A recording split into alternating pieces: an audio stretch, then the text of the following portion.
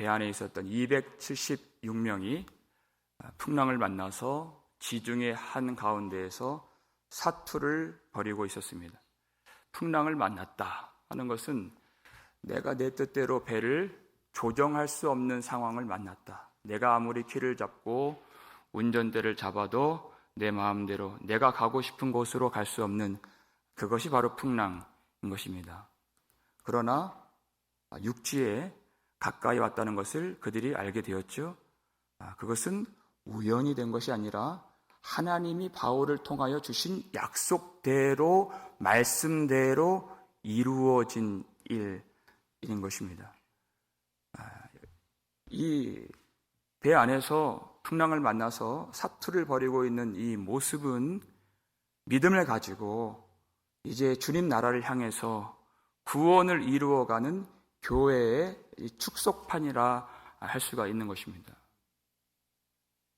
그들이 과연 하나님의 말씀을 믿는 자들인가 하는 것이죠. 하나님의 사람을 통하여 주신 말씀을 믿고 그 길을 가는 사람들인가? 그렇지 않을 때에는 이 구원이 이루어질 수가 없는 것입니다. 중간에 믿지 않는 자들이, 믿음의 반대자들이 있었어요. 그래서 그 사람들은 사공들인데 이 배 전문가들이에요. 그들이 바울의 말을 믿지 않고 자기들만 따로 구명정, 거룻배를 내려서 도망을 치려고 했었습니다. 만약 그렇게 그들이 도망갔다면 정말 그들이 안전하고 평안하게 섬에 아니면 더 좋은 곳으로 다다를 수 있었을까요? 그렇지 않습니다. 여러분, 아직도 풍랑이 일어나는 바다 한가운데에서 지금 칠흑같이 어두운 밤에 구명정 하나를 의지하여서 이 바다를 헤쳐간다? 그것은 아주 위험한 길입니다. 여러분, 하나님의 말씀을 버리면 그들이 어디로 가고 무엇을 선택합니까? 더 힘들고 어렵고 무모하고 위험한 길로 필사적으로 선택해서 가는 것을 우리가 많이 볼 때가 있어요. 이사야 30장 6절을 보면 하나님을 신뢰하지 아니하고 유다의 고관들이 애굽의 도움을 요청하러 가는 내용들이 나오죠. 하나님 뭐라고 말씀하십니까? 그들이 어떤 길을 가겠느냐? 날아다니는 불뱀이 나오는 위험하고 곤고한 땅을 지나서 무모한 자들에게 이르나 애굽의 도움은 헛되고 무익하니라, 이렇게 되어 있어요. 그렇게 위험을 무릅쓰고 가는 길이지만 아무것도 얻을 것이 없는 그 길이다. 하나님의 말씀을 의지하는 길만이 가장 안전한 길임을 믿으시길 바랍니다. 거룩한 길이에요. 믿음의 길이에요. 가장 복되고 기쁘고 아름답고 안전하고 하나님이 동행하시는 그 길을 우리가 함께 나아갈 수 있기를 주님의 이름으로 축원합니다. 그리고 여기에 담겨져 있는 또 하나의 메시지는 하나님이 우리에게 원하시는 그 모습은 다른 사람의 구원을 위하여 사는 사람이 되어라는 것입니다. 이 배 전문가들이 자기들만 살겠다고 도망가는 것이 얼마나 이기적이고 얼마나 무책임한 행동인가. 그들도 살 수 없고 남아있는 자들도 위태롭게 되는 것입니다. 그것은 온전한 교회의 모습이 될 수가 없습니다. 주님이 원하시는 것은 다른 사람의 구원을 위해서 사는 사람들이 되는 것이에요. 그러니까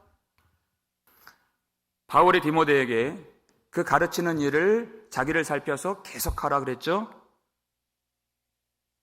여러분, 사탄이 할 수만 있으면 우리를 시험하고, 왜 시험합니까? 그 일을 중단하게 만들려고 시험한다 그랬어요. 그 일을 포기하게 만들려고. 그래서 우리는 그 시험에 들지 않도록 항상 깨어서 기도를 해야 됩니다. 눈에 보이진 않지만 그 시험은 항상 있어요. 그러면 하나님을 위해서 섬기는 그 일을 더 이상 하고 싶어지지가 않습니다. 그러나 그 일이 항상 있지만, 어려움이 있지만, 시험이 닥쳐오지만 그 일을 계속하라. 그렇게 지속적으로 주님을 섬기는 그 일로 말미암아 너도 구원을 받고 그 섬김을 받는 모든 자들이 구원을 받으리라 그랬어요. 여러분, 우리의 구원이 가장 확실하고 안전한 상태는 무엇입니까? 내가 내 구원 챙기는 것이 아니라 다른 사람의 구원을 위해서 힘을 다할 때 그것이 가장 내 구원이 안전한 상태에 머물러 있는 것이다 하는 것이에요. 그것이 우리 모든 사람을 위하여 죽으신 예수 그리스도 안에 있는 것이고 주님이 우리 속에 거하시는 그 상태이기 때문인 것입니다. 여러분, 내 구원보다도 다른 사람의 구원을 먼저 챙기시길 바랍니다. 그것이 너희는 먼저 그의 나라와 그의 의를 구하라의 내용인 것입니다. 다른 사람이 구원을 받을 수 있도록 힘을 쓰고 섬기고 봉사하고 애통하고 위하여서 기도하고 굳센 믿음을 가질 수 있도록 복음을 전하고 위로하고 격려하며 세워가는 것이 하나님이 보길 원하시는 참된 구원받은 교회의 모습인 것입니다. 여러분, 바울을 보세요. 그가 이 배 안에 있는 사람들에게 이제 먹을 것을 먹으라 권면하고 있습니다. 자기의 상태, 자기의 피곤함, 그것을 먼저 생각하는 것이 아니라 여러분, 믿음의 사람이 되어간다, 믿음이 자란다. 무엇입니까? 내 필요를 구하는 사람에게서 다른 사람의 필요를 구하는 사람으로 나아가게 된다는 것이, 그것이 성장하고 믿음이 자란다는 뜻이죠. 자기 상태보다는 다른 사람을 먼저 생각하는 것이, 왜 그렇게 할 수 있는가? 그에게 힘이 있기 때문인 것입니다. 그것은 하나님이 그에게 힘을 공급해 주셨기 때문이에요. 그 힘은 자기를 위해서만 사용하라고 주신 힘이 아닙니다. 힘이 많이 있는 사람이 있고 힘이 없어서 연약한 사람이 있죠. 그러나 힘이 있는 사람은 하나님이 주신 것이에요. 왜? 다른 사람을 세우라고 주신 것입니다. 그들의 구원을 위하여 섬기라고 주신 것입니다. 그들을 위하여 기도하라고 주신 힘인 것이에요. 그래서 바울이 두 번이나 이렇게 권면을 하고 있는 것입니다. 34절을 보시면 읽겠습니다. 음식 먹기를 권하노니 이것이 너희의 구원을 위하는 것이요 너희 중 머리카락 하나도 잃을 자가 없으리라 하고, 이렇게 됐어요. 음식 먹기를 권했다 그랬어요. 음식을 먹으라. 아직도 지금 바다 한가운데에서 지금 거룻배가 없습니다. 거룻배는 위험한 일이 닥쳤을 때 그 배를 타거나 아니면 배에서 하선하고 이제 육지에 상륙할 때 그 배를 이용하는 것이, 그것이 바다에 빠진 상황이기 때문에 이제 바다에 가까이 왔다 할지라도 각자가 바다를 헤쳐서 헤엄을 치든지 어떻게 해서 가야 육지에 상륙할 수 있는 상황이 된 것입니다. 그러니까 육지에 가까이 왔다 할지라도 힘이 없으면 육지를 바라보고서 물에 빠져 죽을 수밖에 없는 그런 상황이에요. 그러니까 음식을 먹고 힘을 회복하라는 것입니다. 여러분, 이것이 구원에 있어서 아주 중요한 내용이 아닐 수가 없습니다. 최종적인 구원이 완성되기 위해서는 여러분, 지금 오늘 준비함이 있어야 된다는 것입니다. 구원은 요행을 바라는 것이 아닙니다. 되는 대로 산다고 해서 그때 어떻게 되겠지 하는 것이 아닙니다. 성경은 한 번도 성도들에게 그렇게 가르쳐 준 적이 없습니다. 오늘 믿음으로 준비하는 것입니다. 마태복음 25장 보면은 미련한 처녀 5명과 슬기로운 처녀 5명이 등장을 해요. 여러분, 그 결정적인 차이가 무엇이었습니까? 슬기로운 처녀는 그 신랑이 오는 그날을 위하여서 기름을 준비했다는 것입니다. 준비한 것이 있었다는 것입니다. 그것이 슬기로운 것이고 구원을 받은 자이고, 준비함이 없는 것이 미련한 것이고 구원을 받지 못하는 것입니다. 오늘 준비할 수 있는 것이에요. 마태복음 25장 10절을 보시면 읽겠습니다. 신랑이 오므로 준비하였던 자들은 함께 혼인잔치에 들어가고 문은 닫힌지라, 이렇게 되어 있어요.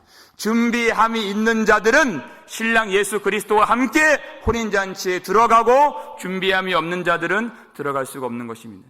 그렇기 때문에 오늘이라고 일컫는 날은 다른 것이 아닙니다. 이 땅에 있는 어떤 것을 즐기라고 주신 그 날이 아닙니다. 우리에게 왜 호흡을 주셨습니까? 왜 우리에게 시간 주시고 왜 생명을 연장시켜 주셨습니까? 준비하라고 주신 것입니다. 하나님의 말씀을 먹고 기도로 힘을 내고 경건을 훈련하고 육신을 위해서도 우리가 연단하고 연습하고 운동하고 훈련하는 것처럼 경건을 위하여서 내세에 들어가는 일을 위하여서 구원받는 일을 위하여서 연단하고 훈련하는 것은 유익이 있느니라 그랬어요. 그 일을 오늘 하는 것입니다. 기회가 있는 동안에 하는 것입니다. 준비함이 있는 것이. 요한계시록 10장 9절 보니까 이 두루마리를 가져다가 받아 먹으라 그랬어요. 하나님 말씀을 의미하는 것입니다.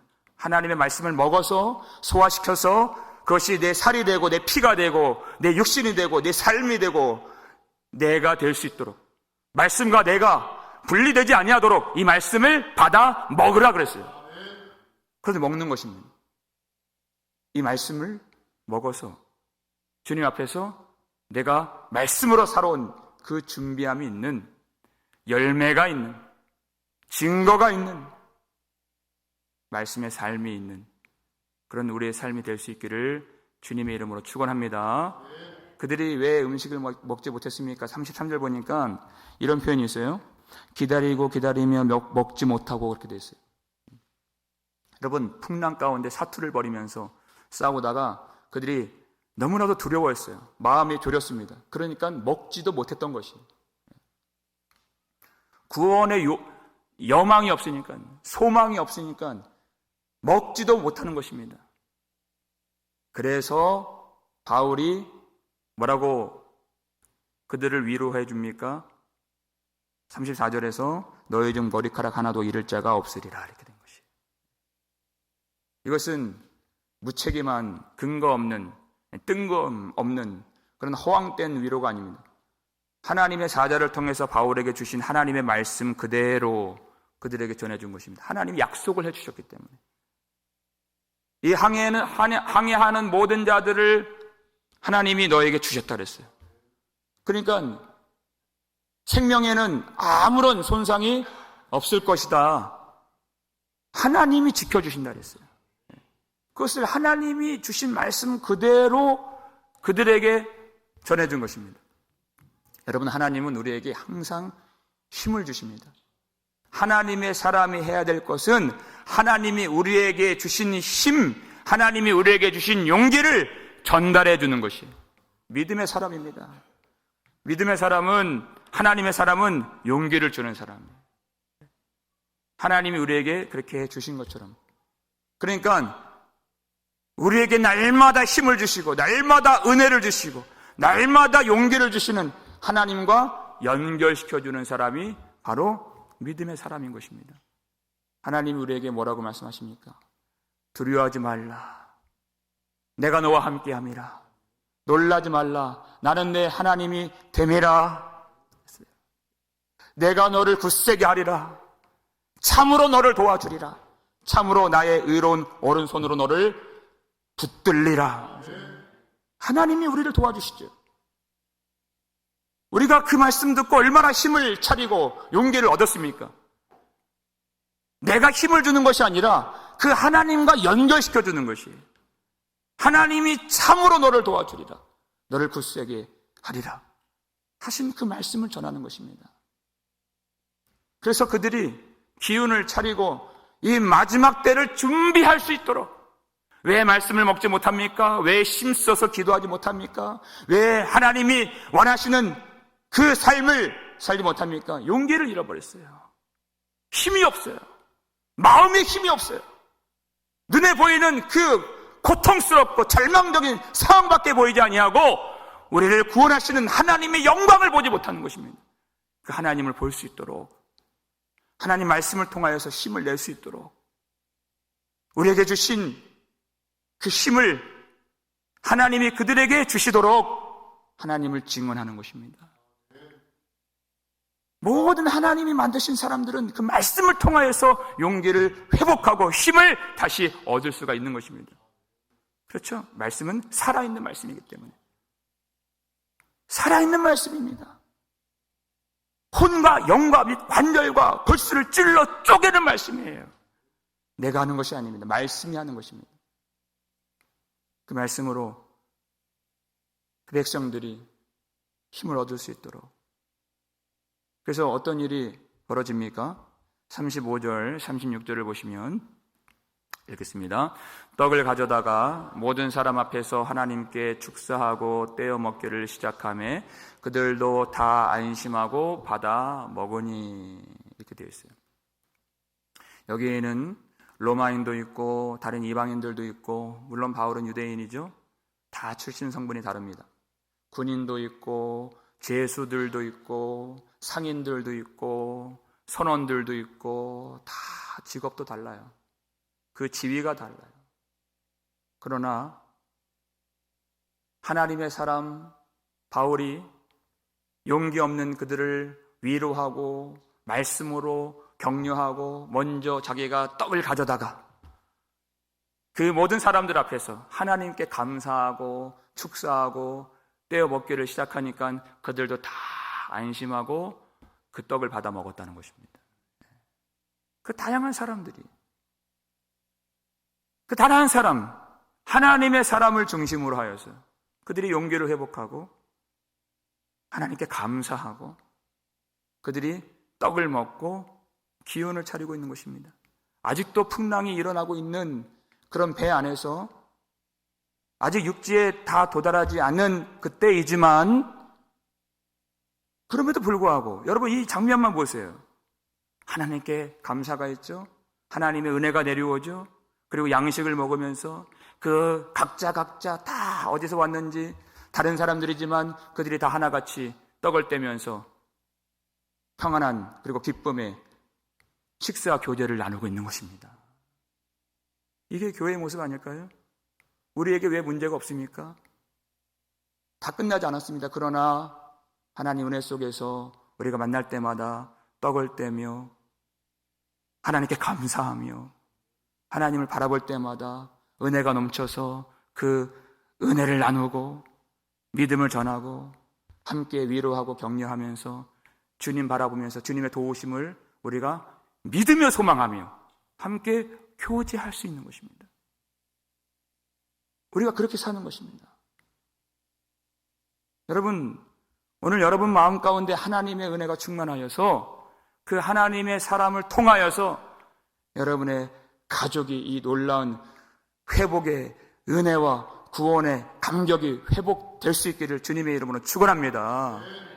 왜 문제가 없겠어요? 그러나 하나님이 그 자리에 계시고 하나님이 우리를 지켜주신다는 그 약속을 붙들고 주님 앞에 우리가 서 있다면 우리는 하나님의 평강을 누릴 수가 있는 것입니다. 여러분 어떤 자리에 가든지 직장이든지 친구들과의 모임이든지 여러분 그곳에서 여러분 축복하고 감사하며 기도할 수 있기를 바랍니다. 그들을 위하여서. 그들이 믿음이 있든지 없든지 상관없이 여러분 아무리 믿음 없는 사람이라 할지라도 기도하는 거 거부하고 기도하는 거 싫어하는 사람 제가 본 적이 없습니다. 그렇죠? 왜? 하나님이 만드신 사람들이기 때문에 그래요. 그를 축복하고 그를 위하고 그 가정을 위해서 그리고 그 자녀들을 위해서 그 건강을 위해서 여러분 눈물로 한번 기도해 보세요. 그걸 누가 거부하겠습니까? 그렇지 않습니다. 그때 하나님 마음을 열어주시고 그때 하나님에 대해서 생각하게 하시고 그때 그 말씀이 그 마음에 들어가도록 성령께서 역사해 주신다는 것입니다. 여러분 그런 기회들을 여러분 놓치지 마십시오. 네. 여러분 기도만 해줘도 여러분 놀라운 변화의 역사를 볼 수가 있는 것입니다. 네. 그렇게 이 다양한 사람들이 정말 은혜로운 폭풍 중에서 그 식사교대를 다 마치고 배가 불렀어요. 그랬더니 하는 행동이 남아있는 밀을 다 바다에 버리는 것입니다. 조금이라도 배를 가볍게 하려고 그랬다는 것이에요. 여러분 이것이 무엇을 의미합니까?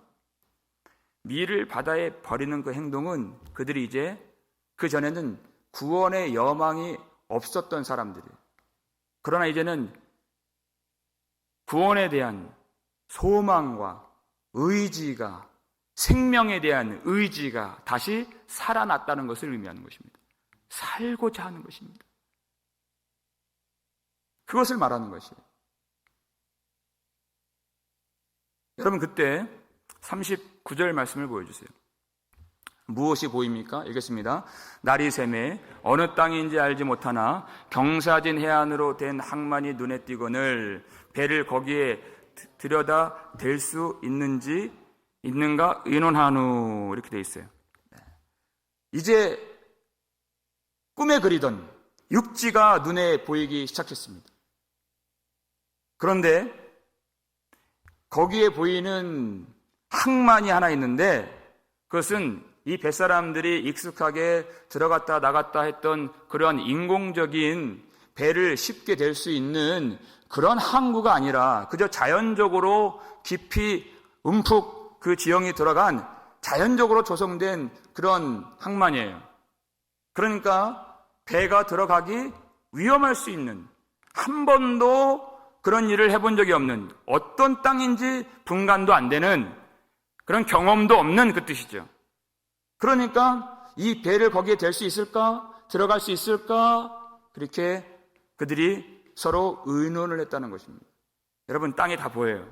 이제 거의 다 끝난 것처럼 보여요. 구원으로 말한다면 막바지에 닿은 것입니다.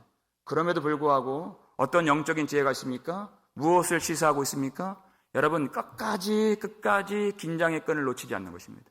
이것이 주님이 원하시는 바예요. 빌립보서 2장 12절 보면 항상 복종하여 두렵고 떨림으로 너희 구원을 이루라. 항상이에요. 마지막 날까지, 그 순간까지 마음에 안주하는 마음을 갖지 말고, 그 땅이 다 보여요. 이제는 그 소망의 항구 다 눈앞에 다가왔습니다. 여러분, 많은 사람들이 거기에서 넘어지는 거죠. 거기에서 물에 빠져 허우적거리는 것을 보게 되는 것입니다. 다 왔다고 생각하는 거죠. 그러나 그때에도 근신하고 기도하고 깨어서 주님을 바라보면서 믿음을 붙들고 흔들리지 않는 그 구원의 길을 우리가 나아갈 수 있어야 되는 것입니다. 여러분, 구원을 위한 배는 아무 생각 없이 그저 유유자적하면서 타는 유람선이 아니라는 것입니다. 마지막까지 힘을 다해야 되는. 그러니까 그들이 어떻게 행동을 하는지 보세요. 40절 말씀 읽겠습니다.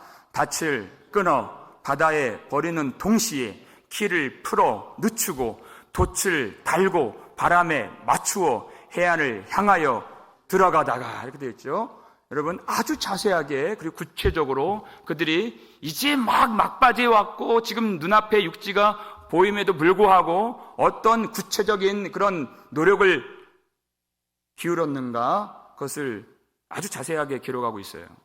닻을 끊어서 바다에 버리는 동시에 그랬습니다. 닻이 무엇입니까? 그 이 바다 위에 떠 있는 배를 고정시키고 정박하려고 내리는 그 무거운 닻을 말하는 것이죠. 배에는 반드시 필요한 것이에요. 그 고물에 닻을 4개나 내렸다 그랬어요. 이것을 다 끊어서 바다에 버리는 것입니다. 닻은 필요하면 내리고, 그리고 쓰지 않을 때는 배 위로 올리는 것이 닻이에요. 그런데 올리지 않고 그것을 끊어버렸다는 것입니다. 올리면 유사시에 다음에 또 쓸 수가 있는 것입니다. 왜 끊었을까요? 조금이라도 더 배를 안전하게 그 항구에 대기 위해서 올리지 않고 끊어버린 것입니다. 이해가세요? 여러분, 구원이라고 하는 것은 할 수만 있으면 1%의 가능성이라도 더 확보해 가면서 조금이라도 더 힘써서 주님 앞으로 그 구원이 이루어질 수 있도록 노력하는 것이 구원받은 자의 모습이라는 것입니다. 아니, 하나님이 약속을 주셨는데 내가 너를 도와주리라, 내가 너를 구원하리라 약속을 주셨는데 뭐 그렇게 아둥바둥 삽니까? 이건 구원을 못 받은 사람들의 어리석은 말인 것입니다. 정말 구원을 모르는 것이. 여러분, 우리 속에 성령이 임하시면 성령께서 평안함만 주십니까? 절대 그렇지 않습니다. 골로새서 1장 29절 말씀 보세요.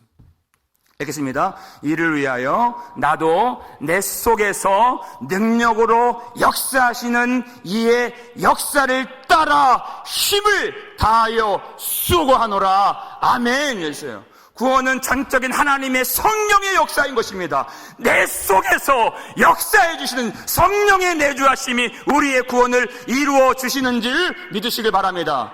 그럼에도 불구하고 우리 속에 성령께서 역사해 주시지만 성령께서 말씀을 깨닫게 해주시고 성령께서 말씀이 선포될 때 마음을 열어주시고 성령께서 기도할 수 있는 마음과 소원과 그 능력을 우리에게 베풀어 주시지만은 여러분, 성령을 받은 자들은 평안함만 누리는 것이 아니에요.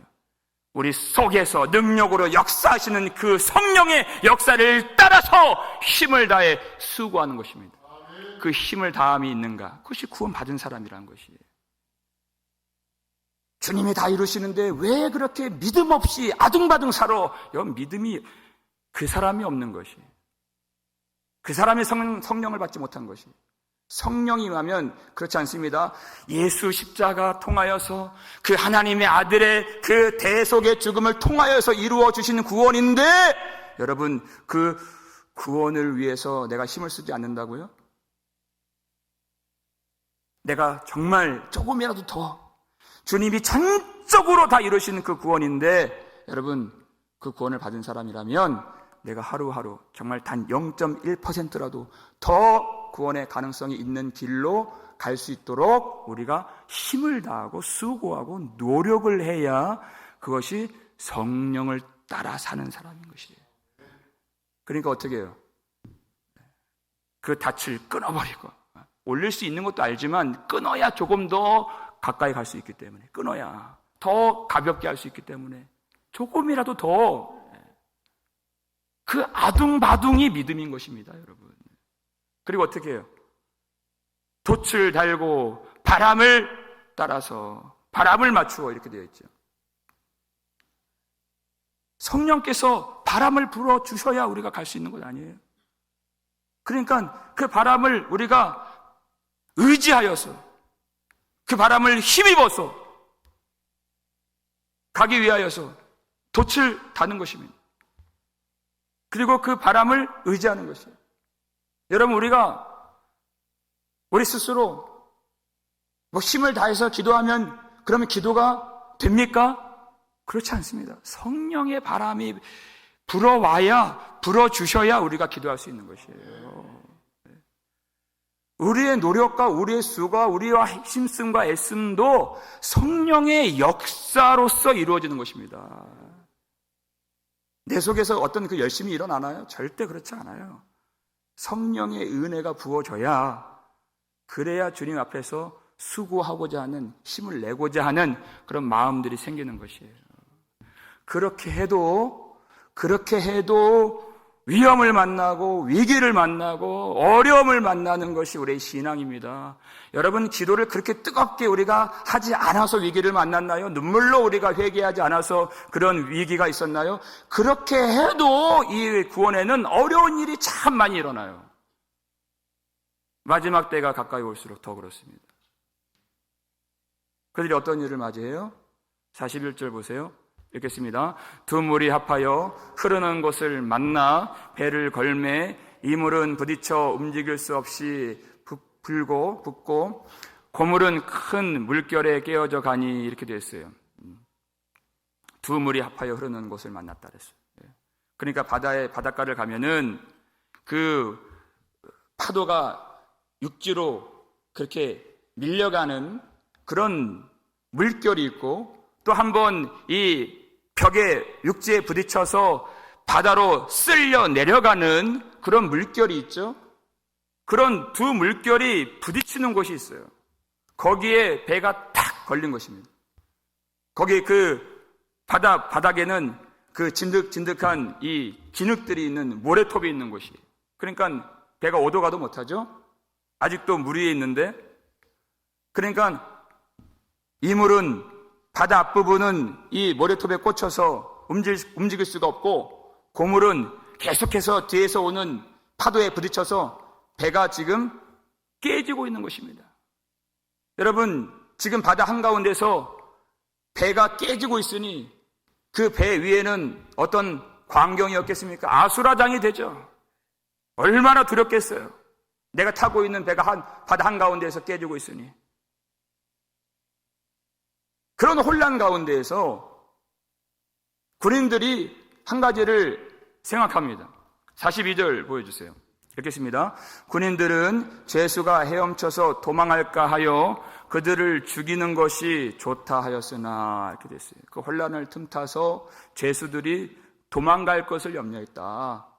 이 로마법에 의하면 죄수가 도망을 가면 그 책임을 그 죄수를 지키는 군병들이 고스란히 감당하게 되어 있습니다. 생명으로 그것을 갚도록 되어 있어요. 그러니까 죄수들이 도망가는 것보다 차라리 여기서 다 죽입시다, 이렇게 그들이 생각을 했다는 것입니다. 여러분, 이제 바로 지금 육지가 눈앞에 와 있어요. 하나님의 약속을 받았어요. 그런데 그 마지막 순간에 어떤 시험이 있어요?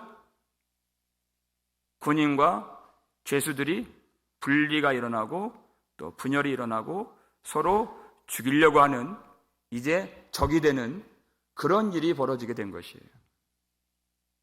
여러분, 이것이 구원을 향해 나아가는, 구원의 막바지에서 우리가 당면하는 어려운 시험이 바로 이것입니다. 여러분, 이 군인, 죄수, 상인, 그리고 이 사공들, 그 전에는 구분이 없었어요. 그 풍랑을 만나서, 그 위기를 만날 때, 그 화물들을 다 바다에 던질 때, 거기에 군인들이 어디 있고 죄수들이 어디 있습니까? 다 똑같은 사람이에요. 다 하나가 되어서 그것을, 이 배가 부서지지 않도록, 그리고 안전하게 항해를 할 수 있도록 그들이 하나가 되어서 그렇게 다 움직였습니다. 그리고 바울이 중심이 되어서 이 풍랑 가운데 지켜주신 하나님께 감사하며 축사하며 떡을 나눌 때, 거기에 무슨 군인들이 있습니까? 죄수들이 있습니까? 구분이 있어요? 출신 성분이 있습니까? 지위가 있습니까? 그렇지 않아요. 모든 사람들이 다 하나가 되어서 감사하면서 은혜 가운데 떡을 떼고 그들이 아름다운 그 식사 교제를 나누었는데, 여러분, 이 배가 깨지는 그 위험을 만나니까 뭐가 깨져요? 그 관계들이 다 분열되고 깨지게 되는 것이에요. 그러니까 사도 베드로는 베드로전서 4장을 보게 되면 만물의 마지막에 가까웠으니, 그렇게 되어 있어요. 무엇보다도 뜨겁게 사랑하라. 사랑은 허다한 죄를 덮느니라. 마지막 때 가장 큰 시험이 무엇입니까? 교회를 깨뜨리고 분열시키고, 사탄은 어떻게 해서든지 갈등을 만들고 오해를 만들게 하고, 그리고 다투게 하고 분열시키는 존재가 사탄이에요. 그러니까 마지막 때가 가까이 올수록 무엇보다도 교회는 뜨겁게 사랑하라는 것이에요. 그 사탄의 계책을 모르지 말고 그것을 깨닫고 그것을 준비하여서 그 계책에 넘어지지 않도록. 얼마나 그 관계를 찢어놓습니까? 여러분, 어려운 일들이 오면요, 우리에게서 원망이 생깁니다. 남 탓하는 게 생깁니다. 좋을 때야 다 좋죠. 여러분, 그 시험을 맞아 보세요. 그러면 반드시 다툼이 일어납니다. 책임을 물고, 그리고 자꾸만 사람이 이기적이게 됩니다. 자기만 생각하게 됩니다. 그래서 그때를 준비하는 것은 무엇입니까? 자기를 버리는 것입니다. 자기를 버려야 다툼이 일어나잖아요. 자기를 부인해야 우리가 갈등에 빠지지 않습니다. 마지막 때는 이것보다 더 어려워요. 더 큰 환난을 우리가 맞이하게 됩니다. 그때 우리가 어떻게 주님을 맞이할 수 있을까? 무엇을 조심해야 될까? 야고보서 5장 9절 말씀 보시면 읽겠습니다. 형제들아 서로 원망하지 말라. 그리하여야 심판을 면하리라. 보라 심판주가 문 밖에서 계시니라. 아멘. 이제 주님 곧 오십니다. 이 문 밖에 계신다는 것은 이제 다 끝났다는 거예요.